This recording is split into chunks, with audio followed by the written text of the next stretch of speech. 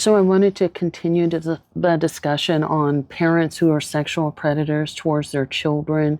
And I wanted to talk about how this might come out more when your child starts dating. Hi, my name is Dr. Natalie Jones. I'm a licensed therapist.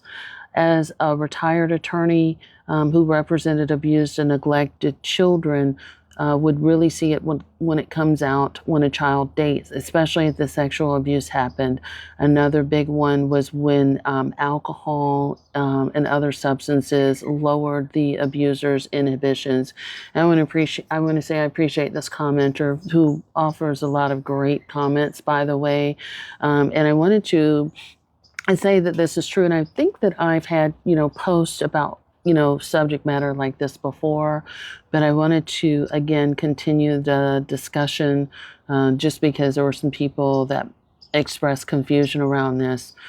One of the things that happens when a child who is being, excuse me, and before I even get into that trigger warning, by the way, one of the things that happens when a child, a teenager, adolescent is being sexually abused by their parent or step parent, whoever's responsible for the raising and child rearing, what they may encounter, and what I've seen happen a lot is that parent becomes jealous, extremely insecure. They may increase in violence, physical violence, sexual violence, emotional abuse, psychological abuse, and they become very threatened by the fact that that child has taken an interest in both friends and, dating. And so they start to act like a jealous and jilted lover.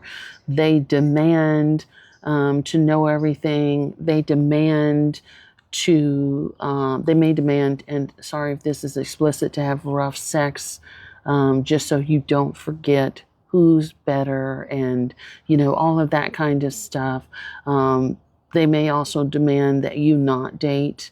They may call you all kinds of names and accuse you of being something that you're not.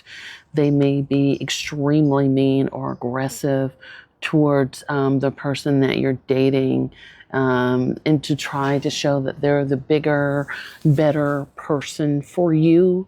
They may not necessarily come out and say that, but they do that. I actually had a conversation around this not too long ago when I was talking about the father-daughter.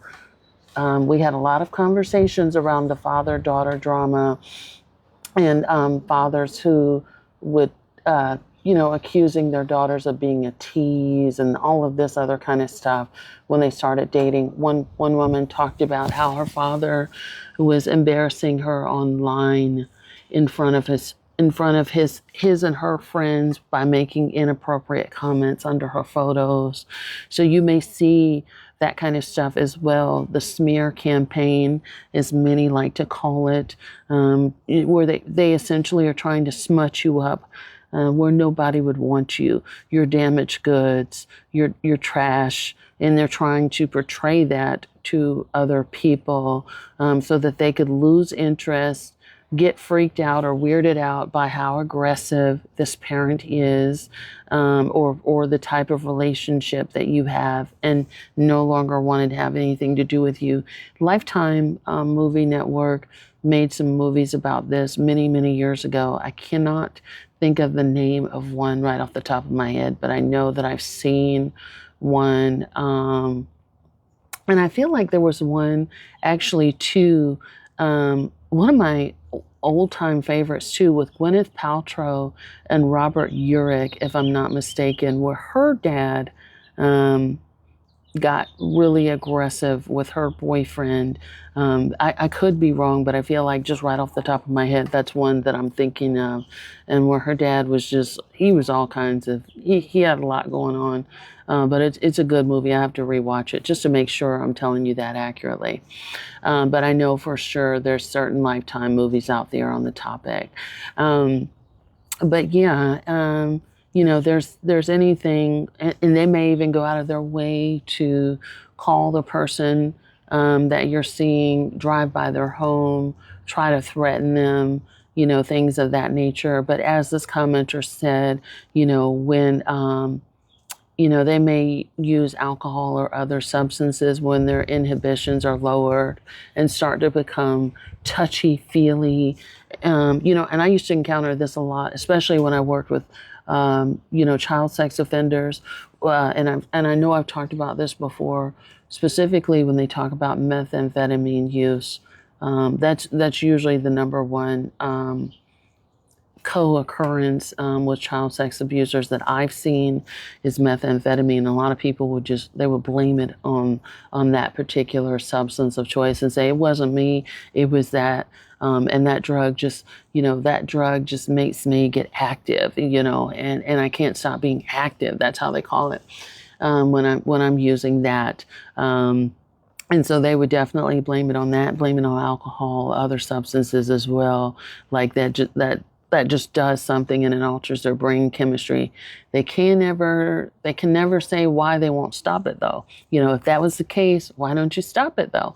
But no, it's not. Apparently, that's not a deterrent for them to stop. They just sort of blame it on that when really it's not.